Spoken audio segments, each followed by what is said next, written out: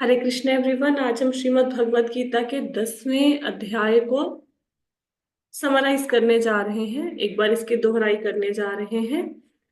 तो भगवत गीता के 10वें अध्याय में भगवान ने अपनी विभूतियों का वर्णन किया है। 82 विभूतियों का वर्णन है। भगवान की विभूति मतलब ऐश्वर्य या शक्ति भी कह सकते हैं इसको। उसका वर्णन किया है भगवान ने। तो सबसे पहले भगवान पहले श्लोक में 10वें अध्याय के कहते हैं कि अर्जुन, मैं तुम्हें ऐसा ज्ञान प्रदान करूंगा जो अब तक मैंने तुम्हें बताया उस सारे ज्ञान से श्रेष्ठ होगा। ये भगवान पहले श्लोक में कहते हैं। फिर भगवान कहते हैं कि जो देवता गण है या महर्षि गण है वो मेरी उत्पत्ति के विषय में नहीं जानते। हम्म क्यों नहीं जानते? क्योंकि देवता जो भगवान का अस्तित्व है वो देवताओं और महर्षियों से भी पहले का है। तो जब देवता नहीं थे, महर्षि नहीं थे, तब भगवान थे, तब भी भगवान थे। तो इसलिए महर्षि और देवता भगवान के विषय में नहीं जानते। और भगवान कहते हैं कि जो मुझे ये जान लेगा कि मैं अजन्मा हूं, मेरा जन्म नहीं होता, मैं अनादि हूं, मेरा कोई आदि या अंत नहीं है, और मैं सब लोगों का स्वामी हूं, जो इस बात को जान लेगा वो क्या होगा? वो मोह से मुक्त हो जाएगा और समस्त पापों से मुक्त हो जाएगा। तो अब मन में बात आएगी कि भगवान को जब देवता और परमेश्वर महर्षि नहीं जान सकते तो हम भगवान को कैसे जान सकते हैं? भगवान जिसके ऊपर कृपा करते हैं, जितनी कृपा करते हैं, उसी कृपा के अनुपात में आप भगवान को जान सकते हैं। इस प्रकार हम भगवान को जानेंगे। फिर भगवान चौथे और पांचवें श्लोक में गुण बताते हैं कि जीवों के अंदर जो अनेक प्रकार के गुण हैं वो मेरे ही कारण है। जिसमें भगवान ये गुण बताए हुए हैं: बुद्धि, ज्ञान, संशय, मोह से मुक्ति, क्षमा भाव, सत्यता, इंद्रिय निग्रह मतलब इंद्रियों पे कंट्रोल, मन निग्रह मन पे कंट्रोल, सुख दुख, जन्म मृत्यु, भय अभय, अहिंसा, समता, समता मतलब सुख दुख में समान भाव से रहना, तुष्टि मतलब संतुष्टि, तप, दान, यश, अपयश। ये जितने जीवों के गुण हैं ये किसने प्रदान किए हैं? भगवान ने। भगवान के कारण ही जीवों में ये गुण है। फिर भगवान 6वें श्लोक में बताते हैं कि सप्तऋषि और उनसे भी पूर्व 4 अन्य महर्षि एवं सारे मनु मानव जाति के पूर्वज सब मेरे मन से उत्पन्न हुए हैं, और विभिन्न लोकों में निवास करने वाले सारे जीव उनसे अवतरित होते हैं। मैंने आपको ये बताया था कि भगवान विष्णु के नाभि कमल से ब्रह्मा जी निकले ना। भगवान विष्णु के नाभि से कमल निकला, उस कमल के फूल पर ब्रह्मा जी विराजमान थे। तो ब्रह्मा जी ने जब सृष्टि की तो सबसे पहले कौन आए अस्तित्व में? 4 कुमार। ये 4 कुमार हैं: सनक, सनंदन, सनातन, सनत कुमार। तो ये ब्रह्मा जी के प्रथम पुत्र हैं, लेकिन फिर भी ये दिखने में बालक की भांति ही लगते हैं, क्योंकि अपनी योग विद्या के बल पर इन्होंने अपनी आयु को बढ़ने नहीं दिया, यहीं पे रोका हुआ है। क्योंकि जैसे ही आयु बढ़ती है तो इंसान में काम, क्रोध, लोभ, मोह, अहंकार, वासनाएं सब आ जाती हैं। उसके बाद यहाँ पे श्लोक में कहा गया है कि सप्त ऋषि गण। तो सप्त ऋषि गण का क्या अर्थ है? कि ब्रह्मा जी ने सबसे पहले 4 कुमार ब्रह्मा जी के मन से उत्पन्न हुए। चारों कुमारों को ब्रह्मा जी ने बोला कि सृष्टि की रचना करो, उन्होंने मना कर दिया। तो फिर ब्रह्मा जी को क्रोध आया, उनके क्रोध से रुद्र उत्पन्न हुए। और आ, फिर जब भगवान ने रुद्र को बोला कि सृष्टि की रचना करो तो उन्होंने भूतों प्रेतों की जनसंख्या बढ़ा दी, बना दी। तो ब्रह्मा जी ने उनको बोला कि नहीं, आप तपस्या कीजिए, जनसंख्या की वृद्धि का काम वो खुद करेंगे। तो ब्रह्मा जी ने 10 ऋषियों को उत्पन्न किया। ब्रह्मा जी से 10 ऋषि आए। उन ऋषियों में से जो 7 ऋषि हैं उनको सप्त ऋषि कहा जाता है, जिनके नाम है मरीचि, अत्रि, अंगिरा, पुलस्त्य, पुलह, कृतु और वशिष्ठ। अब भगवान कहते हैं ये जो सारे ऋषि हैं ये किससे आए हैं? मुझसे ही आए हैं। कैसे आए? क्योंकि भगवान से ब्रह्मा जी आए, ब्रह्मा जी से ऋषि आए, तो इनडायरेक्टली सारे ऋषि किससे आए हैं? भगवान से आए हैं। 4 कुमार आपको बता दिया, ब्रह्मा जी के पुत्र हैं। भगवान से ब्रह्मा जी आए, ब्रह्मा जी से 4 कुमार आए, तो इनडायरेक्टली 4 कुमार भी भगवान से आए हैं। फिर हमने पढ़ा था कि भगवान कहते हैं मनु मेरे से आए। तो मनु कौन है? मनु 14 मनु है। एक कल्प में मतलब ब्रह्मा जी का जो एक दिन होता है उसमें 14 मनवंतर होते हैं। 14 मनवंतर का अर्थ ये है कि ब्रह्मा जी का एक दिन, जिसका अर्थ है 4 अरब 32 करोड़ साल पृथ्वी के, उसमें 14 मनवंतर आते हैं। 14 मनवंतरों का अर्थ है एक मनवंतर में 71 महायुग होते हैं। महायुग मतलब किसको कहते हैं? सतयुग, त्रेता, द्वापर, कलयुग, चारों चारों को मिला के एक चतुर्युग बनता है। तो जैसे जब 71 महायुग, ऐसे 71 चतुर्युग कंप्लीट हो जाएंगे तो क्या होगा? एक मनु का शासनकाल होगा। मनु क्या करते हैं? वो धर्म के नियमों की स्थापना करते हैं। अभी 7वें मनु वैवस्वत मनु का शासनकाल चल रहा है राइट नाउ। तो भगवान कहते हैं सारे मनु भी उनसे ही आए। अगर किसी ने इसके बारे में डिटेल में जानना हो तो यूट्यूब पे जाके पुराना लेक्चर सुन सकते हैं, उसमें हमने बहुत डिटेल में इसके ऊपर चर्चा की थी। फिर भगवान कहते हैं कि आ, जो भगवान के ऐश्वर्यों को, योग को समझते हैं और भगवान की भक्ति में लगते हैं, मतलब जो भगवान की विभूतियों को, ऐश्वर्यों को मानते हैं, उनको भगवान की भक्ति मिलती है, इसमें कोई संदेह नहीं है। फिर हमने पढ़ा कि भगवान ने 8वें श्लोक में बताया कि दो जगत है। एक आध्यात्मिक जगत है जो बहुत दूर ऊपर 14 लोकों के ऊपर है। धरती के ऊपर 6 लोक हैं, धरती 7वां लोक है, धरती के नीचे फिर 7 लोक हैं, तो टोटल मिला के हो गए 14 लोक। तो जो भगवान का धाम है ये 14 लोकों के ऊपर है, इन सबके ऊपर है। और ये जो उसको बोलते हैं आध्यात्मिक जगत। ये जो आध्यात्मिक जगत है और जो भौतिक जगत है, ये दोनों किससे आए हैं? ये भगवान से आए हैं। जो व्यक्ति इस बात को समझता है कि आध्यात्मिक जगत और भौतिक जगत भगवान से आए हैं, वो भगवान की भक्ति करते हैं और हृदय से भगवान की पूजा करते हैं। बाकी लोग क्या करते हैं? वो देवी देवताओं के पास जाएंगे, एस्ट्रोलॉजर्स के पास जाएंगे, उनका मन इधर उधर भटकता है, एक जगह पे मन शांत होकर टिकता नहीं है।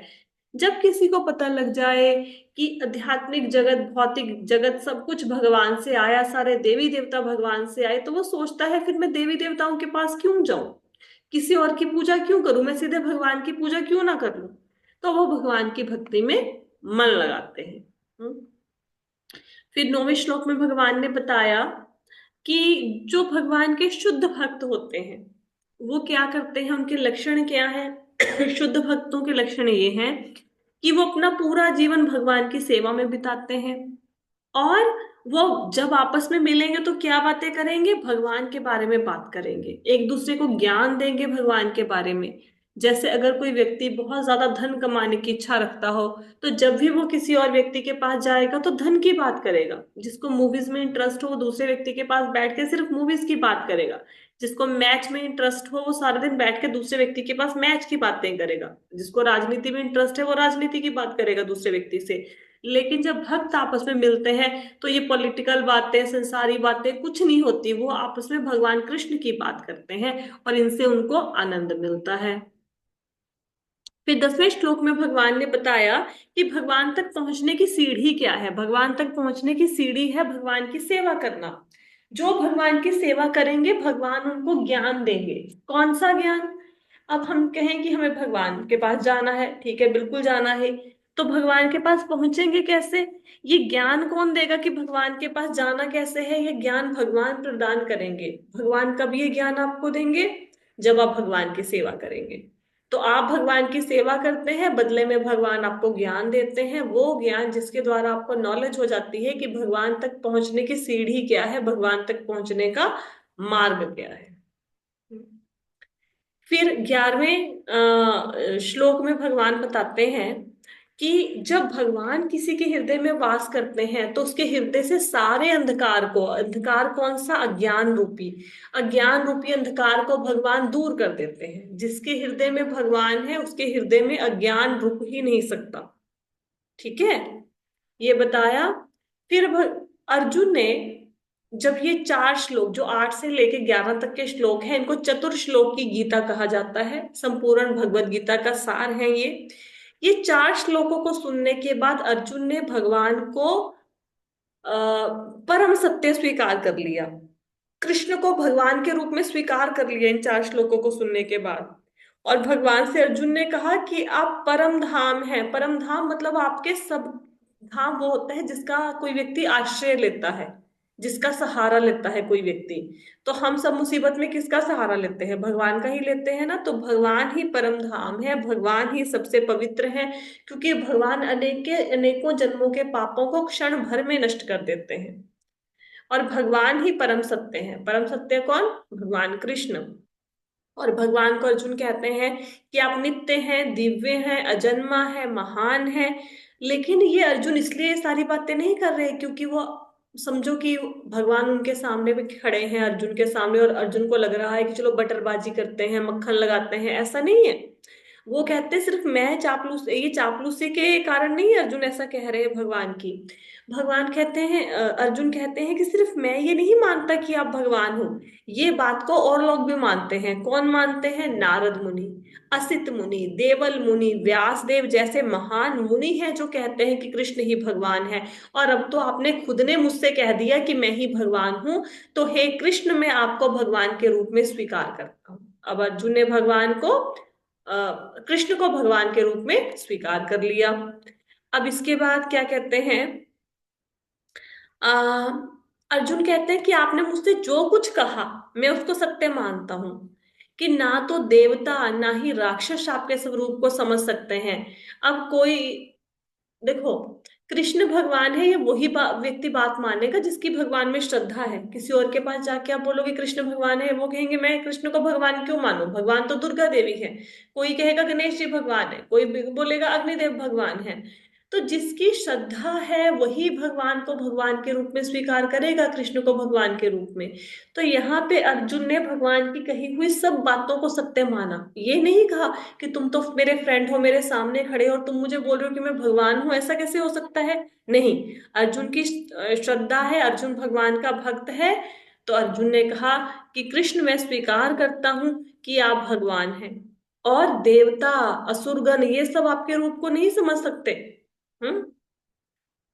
फिर अर्जुन ने बताया कि आप सबके उद्गम है। उद्गम का मतलब होता है स्टार्टिंग पॉइंट। जैसे गंगा गंगोत्री से निकलती है, तो गंगोत्री उसका स्टार्टिंग पॉइंट हो गया। तो भगवान को अर्जुन कहते हैं कि आप सबके उद्गम है, सब प्राणी आपसे आते हैं, आप सबके स्वामी हैं, और आप ही अपने आप को जानते हो, हम आपको नहीं जान सकते, आपकी शक्तियों को नहीं जान सकते, आप ही अपने आप को जानने वाले हो, क्योंकि भगवान की शक्तियां अनंत हैं। तो हम उस अनंत भगवान को नहीं जान सकते, भगवान ही खुद को जानते हैं। हम्म। फिर भगवान से अर्जुन ने यहाँ पे प्रश्न किया कि भगवान, आप सारे ब्रह्मांड में, सृष्टि के कण कण में हो, आप मुझे अपनी शक्तियों के बारे में बताओ कि कैसे आप सृष्टि के कण कण में बसते हो, कैसे मैं जिस भी चीज को देखूं मुझे आपका स्मरण हो जाए, कैसे मैं तो दुनिया, जैसे हम लोग बोले, हम कहते हैं कि हमेशा भगवान का ध्यान करो। अब आप तो बोलेगे कि भगवान, मैं तो सारा दिन अपने घर गृहस्थी में रहता हूँ या रहती हूँ, मैं कैसे आप में अपना ध्यान लगाऊं? तो अब भगवान अर्जुन को बताएंगे कि कैसे जिस भी चीज को तुम देख रहे हो तुम उसको देख के मेरी याद कर सकते हो, कि जो सामने वस्तु है वास्तव में उसके अंदर कृष्ण है, कैसे तुम मेरे ऊपर अपना ध्यान लगाओ, ये अब भगवान अर्जुन को बताएंगे। ये देखो, अर्जुन पूछ रहे हैं ना भगवान से कि मैं कैसे हरदम आपका चिंतन करूं, आपको कैसे जानूं, किस किस रूप में आपका चिंतन करूं, ये अर्जुन भगवान से पूछ रहे हैं। तो कहते कि हालांकि इससे पहले भी भगवान ने अपने ऐश्वर्यों को, अपनी शक्तियों का वर्णन किया है थोड़ा सा अर्जुन से, लेकिन अर्जुन कहता, भगवान मुझे विस्तार में बताइए, मेरे कान बार बार आप जो बोल रहे हो, आपके वचन अमृत के समान है, और मेरे कान इस अमृत का पान करते करते थक नहीं रहे। आप मुझे और अधिक अपने विषय में बताइए, अपनी शक्तियों के विषय में। तो भगवान ने बताना शुरू किया। भगवान कहते कि अर्जुन, मैं तुमसे सारी शक्तियों का, सारे ऐश्वर्यों का वर्णन नहीं कर सकता।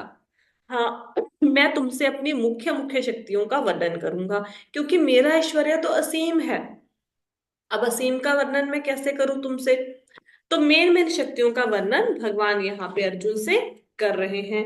सबसे पहले भगवान कहते हैं कि मैं सबके हृदय में स्थित परमात्मा हूं।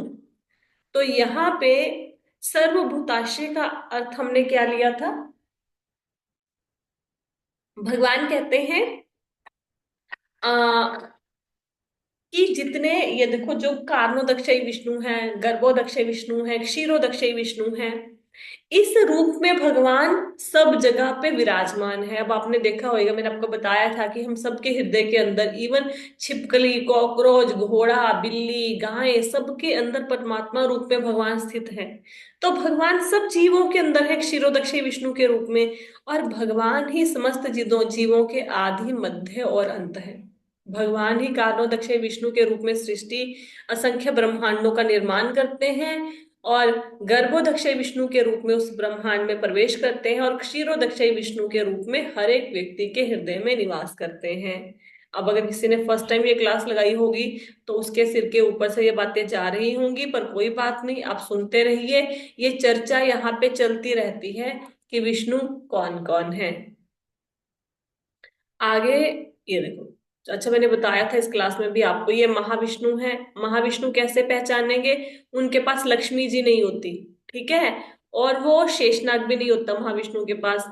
वो ऐसे कारण सागर के जल में लेटे होते हैं, और उनकी सांसों से असंख्य ब्रह्मांड निकलते रहते हैं। ये देखो, ये है कारणोदक्षय विष्णु।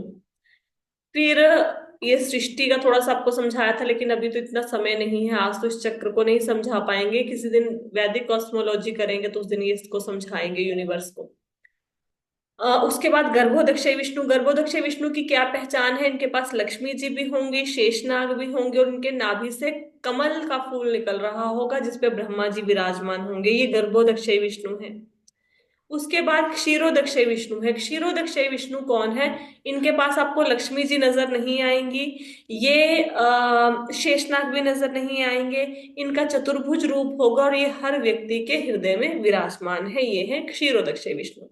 तो इस प्रकार भगवान सब व्यक्ति के अंदर, सब लोगों के अंदर विराजमान है।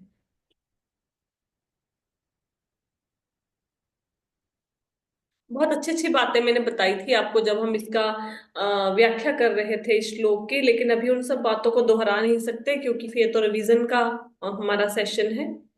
फिर भगवान ने अपनी विभूतियों के वर्णन को करते हुए आगे बताया कि मैं आदित्यों में विष्णु हूँ। आदित्य कितने हैं सबको पता है? 12। बारह। आदित्य 12 है। तो 12 आदित्य कौन से हैं ये आपको बताया था। वरुण, मित्र, अर्यमा, भग, अंशुमन, धाता, इंद्र, प्रजन्य, त्वष्टा, विष्णु, पूषा और विवस्वान। ये 12 आदित्य हैं। अदिति के और कश्यप मुनि के पुत्र हैं। इन 12 पुत्रों में से ये जो विष्णु है, ये भगवान के रूप हैं जो कि वामन देव है। उसके बाद आपको बताया था कि भगवान जितना भी तेज वाली, मतलब सबसे अधिक तेजवान जो चीज है उनमें भगवान सूर्य हैं। मरुतों में भगवान मरीचि हैं। मरुत कितने हैं? 49। हाँ, मरुत 49 है। ठीक है, बताया था ना कि जो कश्यप मुनि की पत्नी थी, दूसरी पत्नी दिति, उसने ऐसा पुत्र मांगा जो इंद्र को मार दे। तो इंद्र ने क्या किया, उसके व्रत को भंग कर दिया, और गर्भ में जाके उसके बालक के 7 टुकड़े कर दिए, लेकिन वो बालक जीवित रहा, वो मरा नहीं। फिर 7 टुकड़ों के आगे 7 टुकड़े कर दिए हर एक के, तो 49 मरुदगण है, जिनमें से मारीची प्रमुख हैं। तो भगवान कह रहे हैं कि मैं मरुदगणों में कौन हूँ? मारीची हूँ। और नक्षत्रों में कौन हूँ? चंद्रमा। ठीक है। नमस्ते। किसी का म्यूट रह गया, ठीक है। अगर किसी ने इसकी डिटेल एक्सप्लेनेशन पढ़नी है तो हम लोग इसके ऊपर बहुत डिटेल में व्याख्या कर चुके हैं। जो हमारा पुराने सेशंस हुए हैं वहां से आपको पूरी स्टोरी मिल जाएगी मरुदगणों की। उसके बाद भगवान ने बताया कि मैं वेदों में सामवेद हूँ। सामवेद क्यों कहा? क्योंकि सामवेद के जो मंत्र है उसको गाया जा सकता है, लय में गाया जा सकता है। और देवताओं में कौन है? देवताओं के राजा इंद्र है। इंद्रियों में सबसे प्रबल कौन है? मन। तो भगवान कहते हैं इंद्रियों में मैं मन हूँ, और समस्त जीवों में क्या हूँ? चेतना। क्योंकि चेतना के कारण ही तो हम, कॉन्शियसनेस के कारण ही तो हम सब लोग सारे काम कर पाते हैं। कि चेतना ना हो शरीर में तो शरीर तो मृत है। ये भगवान ने बताया। हम इसकी एक दो श्लोक और पढ़ेंगे, उसके बाद बाकी का चैप्टर हम कल की क्लास में कंप्लीट करेंगे। तो फिर 10.23 में भगवान कहते हैं रुद्र। रुद्रों में मुझे शंकर जानो। रुद्र कितने हैं? 11। 11।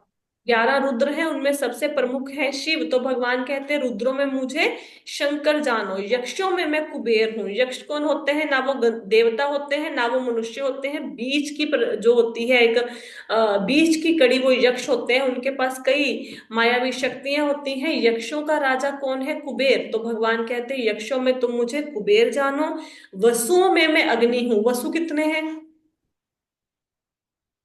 8। 8 वसु हैं, उनमें प्रमुख आठ। है अग्नि। ठीक है, अग्नि के थ्रू ही हम सारा यज्ञ इत्यादि करते हैं। तो भगवान कहते हैं वसुओं में मैं अग्नि हूं, और पर्वतों में मैं क्या हूं? मेरु पर्वत। हाँ, मेरु पर्वत की क्या विशेषता है? मेरु पर्वत की विशेषता सोने बताइए, का। तो याद है? सोने का है हाँ ना? जी, सोने का है जी। हाँ। सोने, राइट।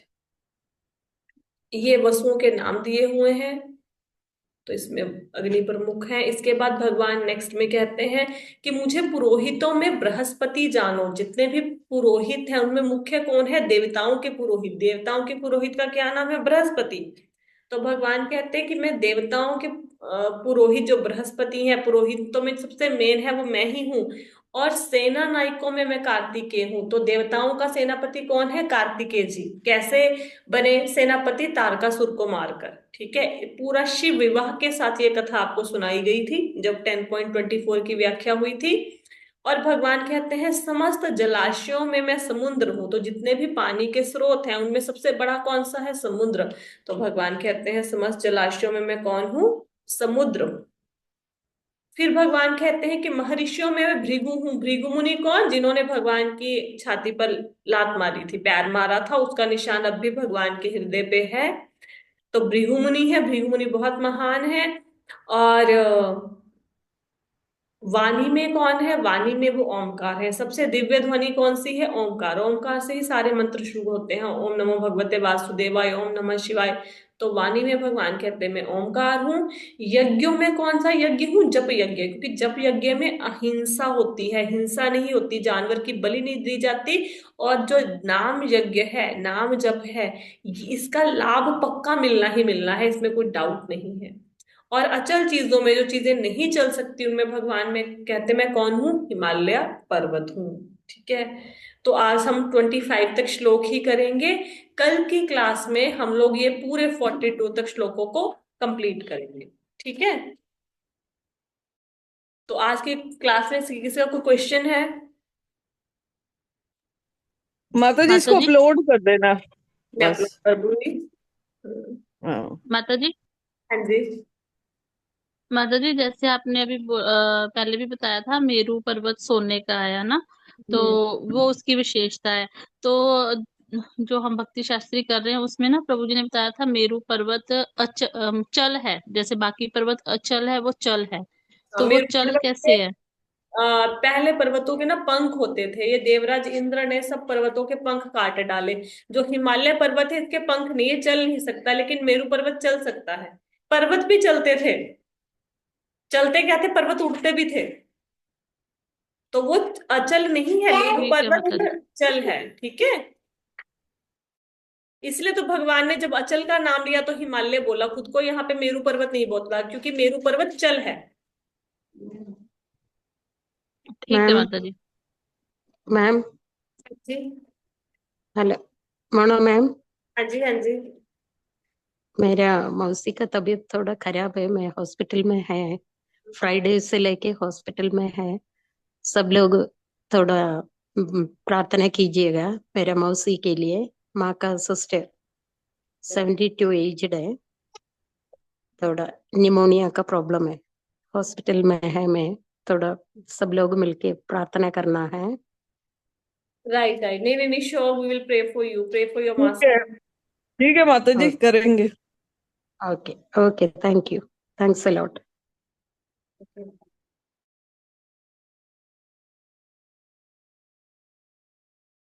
कोई और प्रश्न तो नहीं है किसी का? Right, so we are ending up the session here. तो कल की क्लास में हम इस चैप्टर को कंप्लीट करेंगे। Thank you so much everyone for joining the session. Hare Krishna. Hare Hare Krishna. Krishna.